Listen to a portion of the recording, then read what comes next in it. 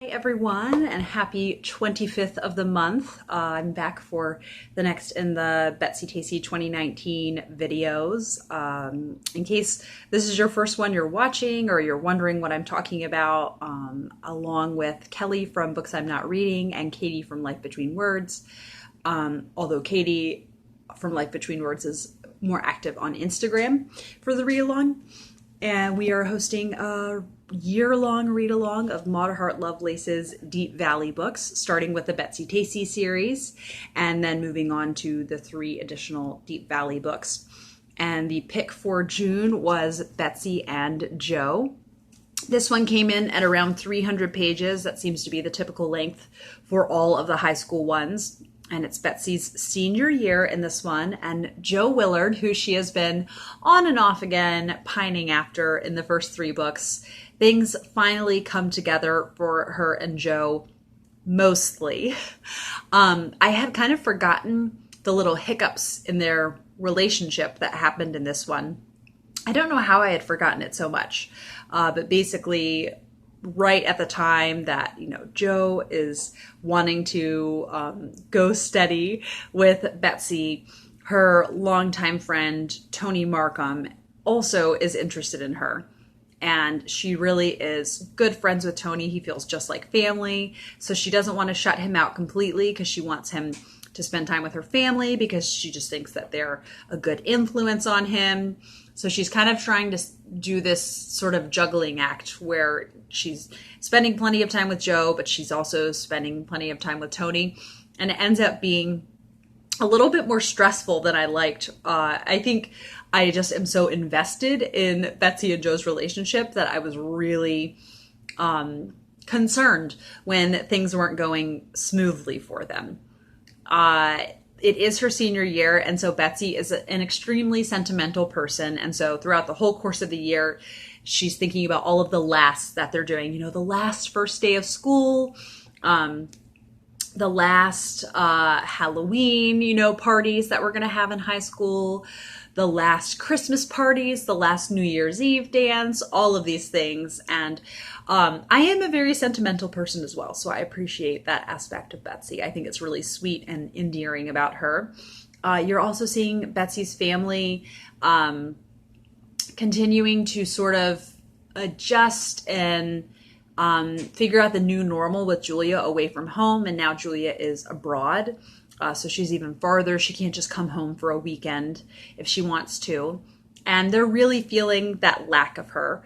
But as always, you really see Betsy's deep, deep love and loyalty to her family. And I love that about her.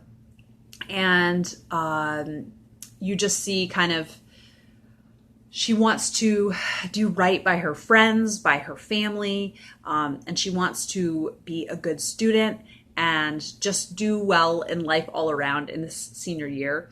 She is very sad about growing up and kind of how there's no stopping it. We all grow up. We can't be kids forever, and you just have lots of responsibilities once you're grown up. And you do have more freedom, but you have more responsibilities. I liked in this one that Betsy is regularly journaling, and she's really still has that desire to be a writer. And I loved in the very beginning when she's, it's the summertime before the school year has kind of wound up. She's sending stories to magazines regularly, just hoping to be published. And even though she keeps getting turned down, once one story gets sent back, she makes sure to send it out to another magazine and just keeps trying and trying. And I love that about her. So like I said, there was kind of a lot of stress with the dynamic between Tony and Joe and trying to keep both of them happy, which becomes a little bit impossible. And it's especially awkward for Betsy because her family, they like Joe, but also they've known Tony so long and they love Tony. And she's really just trying to keep everyone happy. And it's kind of, that's a really challenging thing to do, to keep everyone happy. I liked that we got to see Joe get to know Betsy's family, and he really is fond of them, especially Betsy's father, which I think is really sweet, that he has this special bond because I think Betsy just thinks so highly of her father and really wants Joe to like him and wants people to see like what a wonderful person that he is. I like that Betsy's kind of less silly in this book than especially in the last book with the sorority. She just really feels like she's more caring about what's important in life and, like I said, just less silly.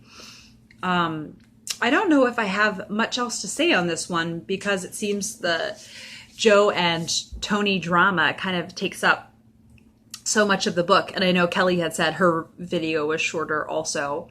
I did not have kind of drama with like two boys vying for my attentions at once in high school. That was not my experience. And after reading this book, it does not sound like a fun experience, like something I would want to be involved in. No, thank you. No, thank you.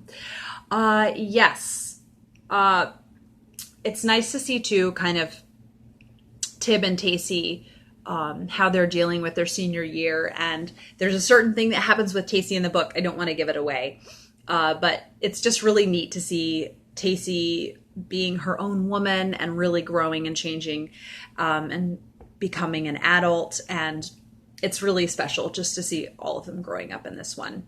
I think that's all I have to say. It's a rather shorter video, but I would love to know if you all enjoyed this, if you are as invested as I am and were genuinely stressed out by the Tony versus Joe drama. And next month, we will be reading Betsy and the Great World, which I don't think I have reread that one. I think I've actually only read that one for one time. Up until now in the series, this is the third time I'm reading all these, but I think it will only be my second time reading Betsy and the Great World and then Betsy's Wedding. So I'm really looking forward to it. I hope you all are having a lovely June day, and I will be back for another video.